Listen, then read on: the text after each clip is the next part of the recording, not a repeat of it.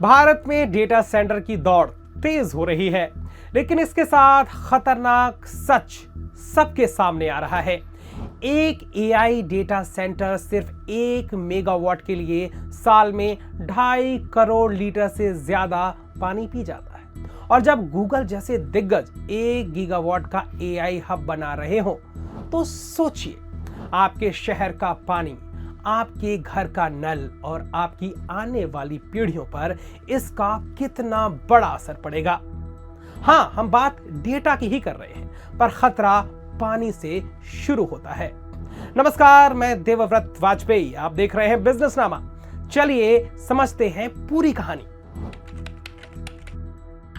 पिछले 1.5 दशक में भारत का डेटा सेंटर मार्केट धीरे धीरे एक सुपर इंजन बन गया है। उसकी वजह है क्लाउड टेक्नोलॉजी का बूम, ई कॉमर्स की तेज बढ़त, स्मार्टफोन और सोशल मीडिया की धूम और सरकार का डिजिटल पुश।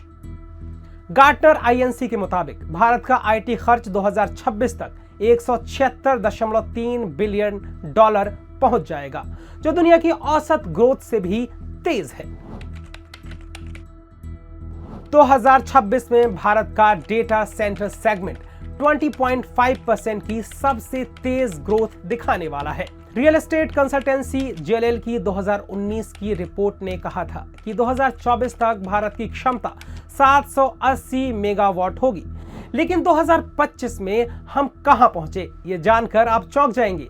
यह है 1.5 से 1.7 गीगावाट तक, यानी हमने वो टारगेट आसानी से पूरा कर लिया है।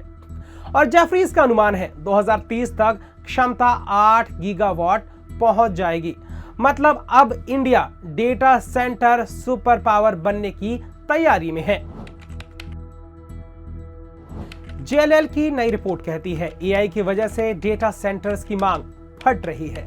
जी हां, फट रही है, क्योंकि एआई सर्वर्स 5 से 6 गुना ज्यादा बिजली खाते हैं।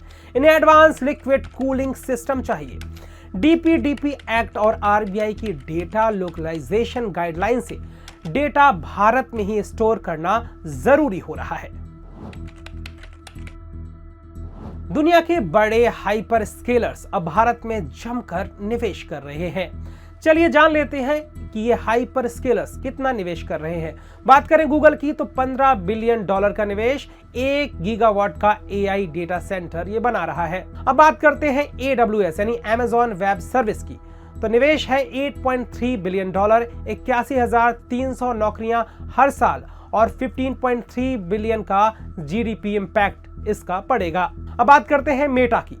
मेटा, जिसमें फेसबुक, व्हाट्सएप और इंस्टाग्राम शामिल है, चेन्नई में पहला डेटा सेंटर और 100 मेगावाट क्षमता।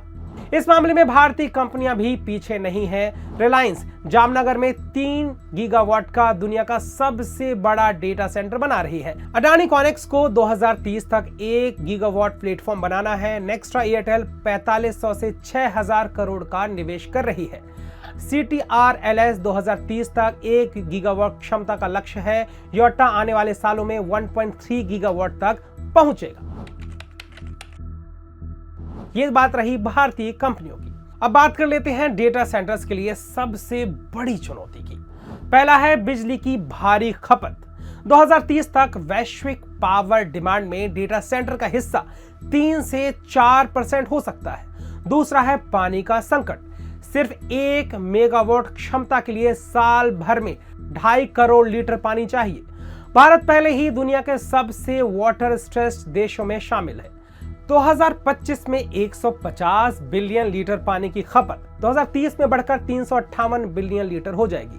गूगल के वाइजैक प्रोजेक्ट पर भी एनजीओज ने ग्राउंड वाटर डिप्लीशन को लेकर चिंता जताई है।